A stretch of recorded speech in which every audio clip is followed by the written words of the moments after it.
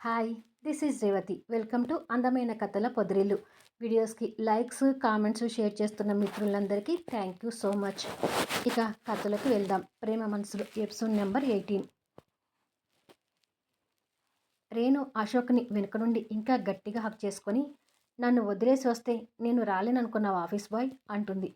అశోక్ రేణుని తన ముందుకు తిప్పుకుంటూ, అది కాదు, ఇంత సడన్గా ఇక్కడికి ఎందుకు వచ్చావు అంటాడు. నీ ప్రేమకు నన్ను బాగా అలవాటు చేసి ఇప్పుడు నన్ను వదిలేసి వస్తే నాకు ఎలా ఉండబుద్ధి అవుతుంది చెప్పు అంటుంది డింపుల్తో నవ్వుతూ. బాగుంది, ఒక్క రోజుకే ఇలా అంటే రేపు ఎప్పుడైనా నేను అమెరికా వెళ్ళాల్సి వస్తే వెళ్ళిపోతాను, అప్పుడు ఎలా ఉంటావు అని అడుగుతాడు. ఏం, తమరు అమెరికా వెళ్తుంటే నన్ను తీసుకువెళ్ళరా అని అడుగుతుంది వెటకారంగా. తీసుకువెళ్ళనుగా అంటాడు డింపుల్ మీద చిటిక వేస్తూ. మరి ఎవరిని తీసుకువెళ్తావు అంటుంది బుంగమూతి పెట్టుకుంటూ. అశోక్ క్షణం ఆలోచించి, లాస్యని తీసుకెళ్తాను అంటాడు ఆట పట్టిస్తున్నట్టుగా. ఆ మాట వినగానే రేణు కళ్ళు ఎర్రగా మారిపోయి బెడ్ మీద ఉన్న దిండుని తీసుకొని అశోక్ని కొడుతూ, ఏంటి, లాస్యని తీసుకువెళ్తావా? అప్పుడే నన్ను కాదని లాస్యని కోరుకునే వరకు వచ్చిందా నీ వ్యవహారం? నేను నీకు బోరు కొట్టానా అంటూ అశోక్ని కొడుతూనే ఉంటుంది. అశోక్ నవ్వుతూ తన చేతిలో ఉన్న దిండు లాక్కుంటాడు. రేణు కోపంగా చూస్తూ, పైన తదాస్తు దేవతలు ఉంటారంట. నువ్వు ఆ మాట అనేటప్పుడు తదాస్తు దేవతలు ఓకే అని ఉంటే నా పని ఏం కావాలి అంటుంది. ఏముంది, లాస్య నేను కలిసి అమెరికా వెళ్ళిపోతాము అంటాడు నవ్వుతూ. రేణు ఇంకా కోపం తెచ్చుకుంటూ, నిన్ను ఇలా కాదురా కొట్టేది అని డ్రెస్సింగ్ టేబుల్ మీద ఉన్న థింగ్స్ని అశోక్ మీదకి విసురుతుంటుంది. అశోక్ నవ్వుతూ వాటిని తప్పించుకొని రేణు దగ్గరికి వచ్చి తన నడుము మీద చేతులు వేసి మీదకి లాక్కొని, నేనేదో తమాషాగా అంటే ఎందుకే అంత కోపం అంటాడు. తమాషాగా ఇలాంటి మాటలు అనేది, అసలు ఈ హ్యాపీ మూమెంట్లో నీకు ఆ చింపాంజీ మొహం ఎందుకు గుర్తొచ్చింది అంటుంది కోపంగా. చక్రవర్తి గారిని చూడటానికి వెళ్ళినప్పుడు లాస్య అక్కడ ఎదురైందిలే అంటాడు. ఓహో, ఆ మహాతల్లి వెళ్ళిపోయిందనుకుంటే మళ్ళీ నీకు ఎదురైందా? ఇంతకీ నీతో ఏమైనా మాట్లాడిందా అని అడుగుతుంది. అంత టైం లేదులే, తను ఎదురు పడగానే నేను వెంటనే వచ్చేశాను అంటాడు. మంచి పని చేశావు. ఇంతకీ ఆ అంకుల్కి ఎలా ఉంది అని అడుగుతుంది. బాగున్నారు, కోలుకుంటున్నారు అని చెప్తాడు. Thank God. ఆ అంకుల్కి ఏమైనా అయ్యుంటే బావగారిని ఎంతమంది ఎన్ని మాటలు అనేవారో కదా అంటుంది. నిజమే, ఆయన సేఫ్గా బయటపడటం వంశీ అదృష్టం అని కూడా చెప్పాలి అని తన చేయి పట్టుకొని, ఇలారా, నీతో ఎప్పటి నుంచో ఒక విషయం మాట్లాడాలనుకుంటున్నాను అని రేణుని బెడ్ మీద కూర్చోబెట్టి రేణుకి ఎదురుగా తను కూడా కూర్చుంటూ, మన పెళ్ళయ్యాక మనం ఇక్కడ ఉందామా, ముంబైలో ఉందామా అని అడుగుతాడు. ముంబై వద్దు అశోక్, అక్కడ ఉండటం నాకు అస్సలు ఇంట్రెస్ట్ లేదు. పెళ్లి తర్వాత మనం ఇక్కడే ఉందాము అంటుంది. నేను అదే అనుకుంటున్నాను రేణు. అక్కడైతే వంశీని, దివ్యని, పాపని బాగా మిస్ అవుతున్నాము. ముఖ్యంగా పింకి పాపను చూడకుండా ఉండలేకపోతున్నాను. సరే, మనం ఇక్కడ ఉండటానికి ఇప్పటి నుంచి నేను ఆ ఏర్పాట్లో ఉంటాను. అక్కడ బ్రాంచ్ని చూసుకోవడానికి ఇంకెవరినైనా చూసి నేను ఇక్కడ బ్రాంచ్ చూసుకుంటాను. అలాగే మనం ఉండటానికి కూడా ఒక మంచి హౌస్ చూసి కొంటాను అని అంటాడు. రేణు కాస్త బాధపడుతూ, నువ్వు ఇల్లు కొంటే ఆ ఇంట్లో మన ఇద్దరమే కదా ఉండేది. ఏంటో, అత్తారిల్లు గురించి ఎన్నో కలలు కన్నాను. అత్తయ్య, మావయ్య, ఆడపడుచు ఇలా ఇంటి నిండా మనుషులు ఉండి నన్ను అభిమానంగా చూసుకోవాలనుకున్నాను. అత్తయ్య చేతితో గోరు ముద్దలు తినాలనుకున్నాను. ఇప్పుడు ఇవేవి జరగవు కదా అని అడుగుతుంది నిరాశగా. ఆ మాటలకు అశోక్ బాధపడుతుంటాడు. రేణు ఆ బాధను చూసి, సారీ అశోక్, కుటుంబం గురించి చెప్పి నిన్ను బాధ పెట్టాను కదా అంటుంది బాధపడుతూ. అదేమీ లేదులే, సరే, నాకు ఆకలిగా ఉంది, ఫ్రెష్ అయి వస్తాను, నలుగురం కలిసి డిన్నర్ చేద్దాం అంటాడు. మరుసటి రోజు వంశీతో కలిసి ఆఫీస్కి వెళ్ళటానికి అశోక్ రూమ్లో రెడీ అవుతుంటాడు. పక్క రూమ్లో రేణు తన ఫ్రెండ్స్ని కలవడానికి జీన్స్లో రెడీ అవుతుంటుంది. ఇద్దరు రెడీ అయి డైనింగ్ టేబుల్ దగ్గరికి వస్తారు. అశోక్ రేణుని ఆ డ్రెస్లో చూస్తూ, ఏంటి కిరణ్ బేడి, ఈరోజు జీన్స్లో కనపడుతున్నావు, బయటికి వెళ్ళి ఎవరి పని పట్టబోతున్నావు అని అడుగుతాడు. అంతలోనే దివ్య అక్కడికి వస్తూ, ఏంటే ఈ మగరాయి డ్రెస్సులు, మంచి డ్రెస్సులు వేసుకొని పొందిగ్గా కనపడవచ్చు కదా అంటుంది. రోజు ఆఫీస్కి చుడీదార్లోనే వెళ్తున్నానక్క, ఆఫీస్కి వెళ్ళని రోజైనా నన్ను నాలాగా ఉండనివ్వు అంటుంది రేణు. దివ్య అశోక్ వైపు చూస్తూ, అశోక్, పెళ్ళైన తర్వాత నువ్వైనా తనతో ఆ డ్రెస్సులు వేయించడం మాన్పించాలి అంటుంది. ఈ విషయంలో నేను రేణుకే సపోర్ట్ చేస్తాను దివ్య. పెళ్ళైన తర్వాత రేణుని ఇలా ఉండు, అలా ఉండని నేనేమి కండిషన్స్ పెట్టను. తనకి ఎలా ఇష్టమైతే అలా పూర్తి స్వేచ్ఛగా ఉండనిస్తాను అంటాడు అశోక్. రేణు ఆ మాటకి సంతోషించి అశోక్కి ఫ్లయింగ్ కిస్ ఇస్తుంది. దివ్య ఆ ఇద్దరి వైపు చూస్తూ సరిపోయింది మీ ఇద్దరికి, కూర్చొని టిఫిన్ వడ్డిస్తాను అంటుంది. వంశీని రానివ్వు దివ్య అంటాడు అశోక్. నేను వస్తున్నాను ఫ్రెండ్ అంటాడు వంశీ డైనింగ్ టేబుల్ దగ్గరికి వస్తూ. గుడ్ మార్నింగ్ బావగారు అంటుంది రేణు. గుడ్ మార్నింగ్ రేణు, ఏంటి ఈరోజు ప్రోగ్రామ్ అని అడుగుతాడు వంశీ. రేణు కంటే ముందు అశోక్ సమాధానం చెప్తూ ఈ రౌడీ ఫ్రెండ్స్ని కలవడానికి బయటకు వెళ్తుందంట. ఇంటికి వచ్చేసరికి ఎంతమందితో ఫైటింగ్ చేస్తుందో తెలియదు అంటాడు రేణు మీద డౌట్ పడుతూ. దివ్య 4 ప్లేట్స్లో టిఫిన్ వడ్డిస్తుంటే అందరూ కూర్చుంటారు. ఏ రేణు, నువ్వు బయటికి వెళ్తే తిన్నగా ఉండు, ఎవరితో దెబ్బలాడకు అంటుంది దివ్య ప్లేట్స్లో ఇడ్లీ సర్వ్ చేస్తూ.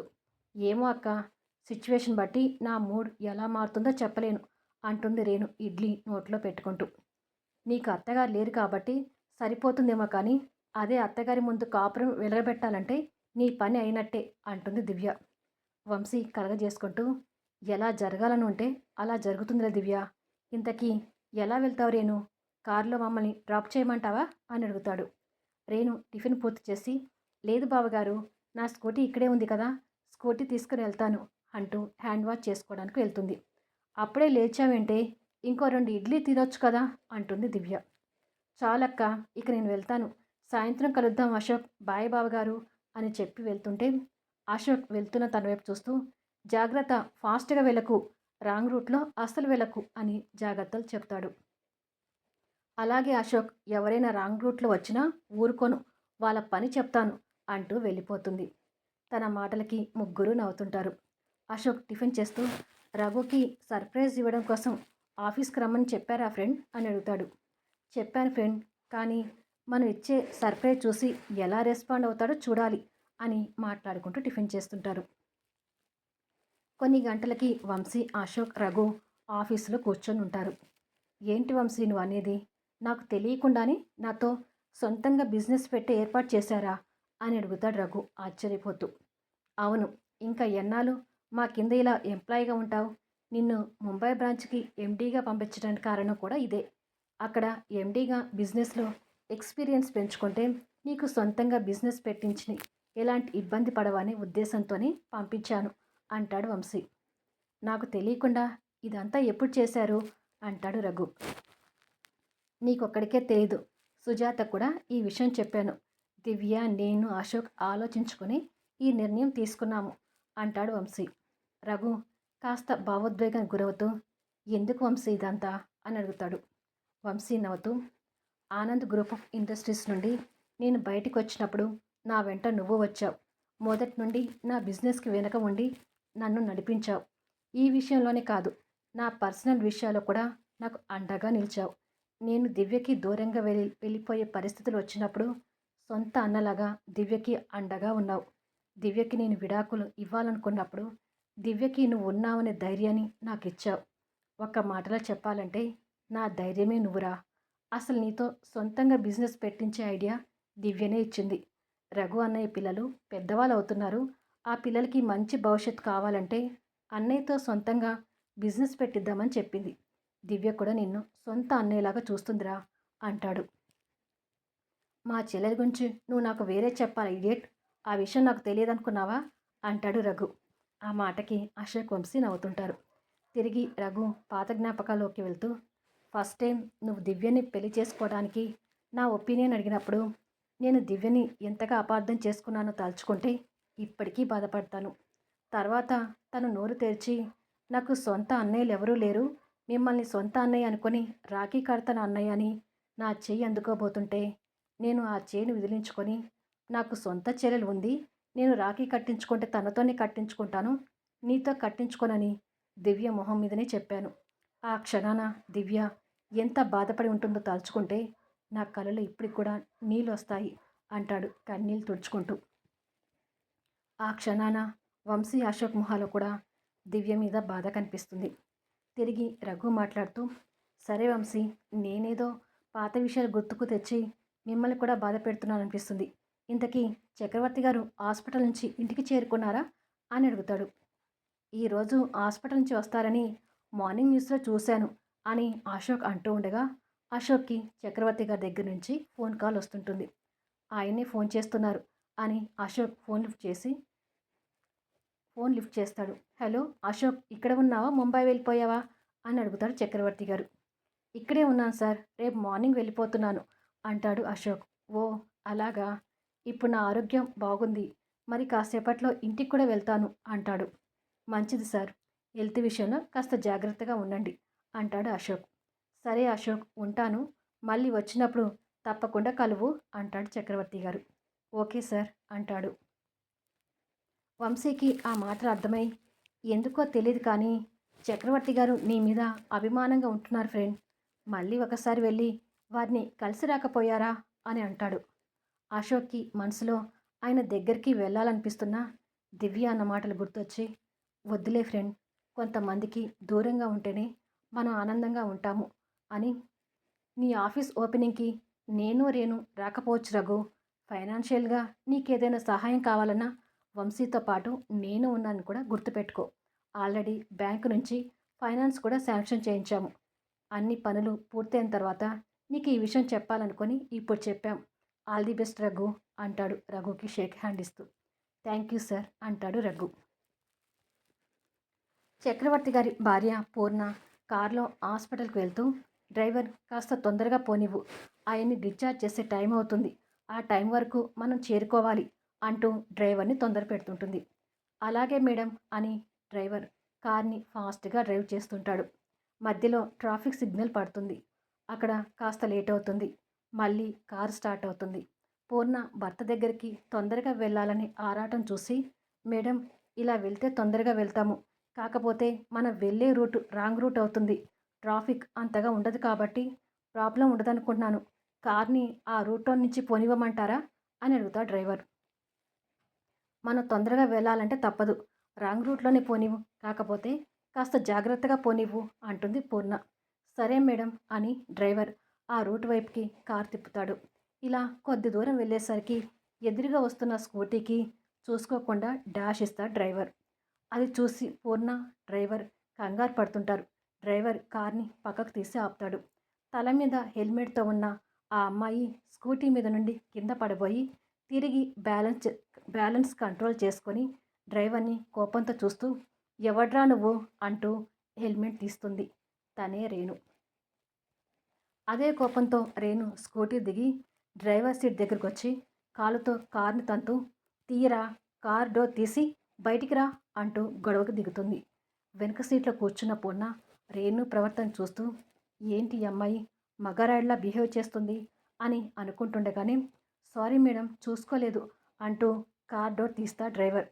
రేణు అదే కోపంతో డ్రైవర్ షర్ట్ కాలర్ పట్టుకొని ముందు కారు దిగరా అంటూ డ్రైవర్ని బలవంతంగా కారులో నుంచి గుంజుతుంది. పూర్ణ కూడా రేణు ప్రవర్తనకు ఆశ్చర్యపోతూ కారు దిగుతుంది. రేణు అతను షర్ట్ కాలర్ పట్టుకొని తిడుతూ ఏరా, రాంగ్ రూట్లో వచ్చింది కాకుండా నా స్కూటీ గుద్ది చిన్న సారీ చెప్తే సరిపోతుంది అనుకుంటున్నావా అని అడుగుతుంది. డ్రైవర్ తన యాటిట్యూడ్కి భయపడుతూనే ఇప్పుడు మీకు ఏమీ కాలేదుగా మేడం, ఎందుకు అంత సీరియస్ అవుతున్నారు అని అడుగుతాడు. ఓహో, అంటే నాకు ఏదైనా అయ్యుంటే బాగుంటుంది అనుకుంటున్నావా అని వాదనకు దిగుతుంటుంది. రేణు ప్రవర్తనకు మాటలకు పూర్ణ విస్తుపోయి చూస్తుంటుంది. అసలు ఇప్పుడు నా ప్రాణాలు పోయుంటే ఏం చేసేవాడివిరా? నా ప్రాణాల్ని తిరిగి తీసుకొచ్చే ఇచ్చేవాడివా? హాయిగా ఇప్పుడే ఒక మంచి వ్యక్తిని ప్రేమిస్తున్నాను, త్వరలోనే పెళ్లి చేసుకొని నా మొగుడితో కవల పిల్లలు కనాలని కలలు కంటున్నాను. ఇలాంటి టైంలో నువ్వొచ్చి నా బండికి డాష్ ఇచ్చావు. నేను పైకి పోయి ఉంటే నన్ను ప్రేమించిన వాడి గతి ఏమై ఉంటుంది? నా కలలు ఏమై ఉండేవి? నేను కనాలనుకున్న కవల పిల్లల పరిస్థితి ఏంటి అని ఆగకుండా డ్రైవర్ని తిడుతూ వెనక ఉన్న పూర్ణాన్ని చూసి ఆవిడెవరు, మీ మేడమా అని అడుగుతుంది. అవును అంటాడు డ్రైవర్ రేణుని చూసి భయపడుతూ. రేణు అతని షర్ట్ కాలర్ వదులుతూ అసలు అనాల్సింది నిన్ను కాదు, ఆవిడ గారిని అని పూర్ణ దగ్గరికి వచ్చి డ్రైవర్ కంటే బుద్ధి లేదు, కానీ మీ జ్ఞానం ఎటుపోయింది? రాంగ్ రూట్లో వెళ్ళొద్దని డ్రైవర్కి చెప్పాల్సిన సెన్స్ లేదా మీకు అంటూ తనతో కూడా గొడవ పడుతుంది. ఏ అమ్మాయి, మాటలు మర్యాదగా రానివ్వు అంటుంది పూర్ణ కోపంగా చూస్తూ. తమరేమైనా నాకు కాబోయే అత్తగారా మీకు మర్యాద ఇచ్చి మాట్లాడడానికి అంటుంది రేణు కోపంగా చూస్తూ. అత్తగారికి అయితేనే మర్యాద ఇస్తావా? పెద్దవాళ్ళని గౌరవంతో మర్యాద ఇవ్వడం తెలీదా? అంటుంది పూర్ణ అదే కోపంతో చూస్తూ. నన్ను మీ డ్రైవర్ చంపబోతే దానికి సమాధానం చెప్పకుండా నాకు మర్యాద గురించి క్లాసులు చెప్తున్నారేంటి అని అడుగుతుంది రేణు. మా డ్రైవర్ చూసుకోలేదు. అతనిది తప్పే. మేము అర్జెంటుగా వెళ్ళాలి. ఇక వదిలేయ్ అంటుంది పూర్ణ. ఏంటి వదిలేసేది? నా బండి చూడండి ఎంత డ్యామేజ్ అయిందో. ముందు దానికి సమాధానం చెప్పండి అంటుంది రేణు తన దారికి అడ్డుగా నిలబడి. పూర్ణ డ్యామేజ్ అయిన స్కూటీ వైపు చూసి, అయ్యో తొందరలో వెళ్ళాలని ఆరాటంలో పర్సు తెచ్చుకోవడం మర్చిపోయాను. డ్రైవర్ నీ దగ్గర డబ్బులున్నాయా అని అడుగుతుంది. 100 రూపాయలు ఉన్నాయి మేడం అంటాడు అతను. పూర్ణ అది విని రేణు వైపు చూస్తుంది. నేను బిచ్చగతిని అనుకుంటున్నారా అంటుంది రేణు ఆమె వైపు వరగా చూస్తూ. పూర్ణకి ఏం చేయాలో అర్థం కాక తన చేతి గాజుల వైపు చూసుకొని ఆ గాజులు తీసి గాజుల వైపు బాధగా చూసుకొని కోపంగా రేణు చేతులు పెట్టి, నా పెళ్ళైన కొత్తలో నా భర్త నా మీద ప్రేమతో మొదటిసారి కొన్నిచ్చిన గాజులివి. అప్పుడు వేసిన గాజుల్ని ఇప్పుడు నీ కారణంగా తీశాను. కాదు, తీసేలా చేశావు.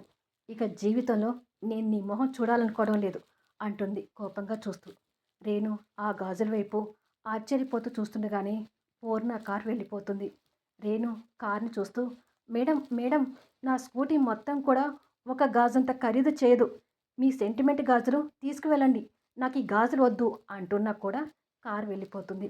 రేణు గాజులు చూసుకుంటూ, ఛ, వాళ్ళేదో తొందరలో ఉన్నారట్టుంది. నేనే వాళ్ళతో అనవసరంగా గొడవపడ్డాను. రేణు, నిజంగా నీకు తొందర ఎక్కువేనే. ఇప్పుడు ఆమెకు ఈ గాజులు ఎలా ఇవ్వాలి?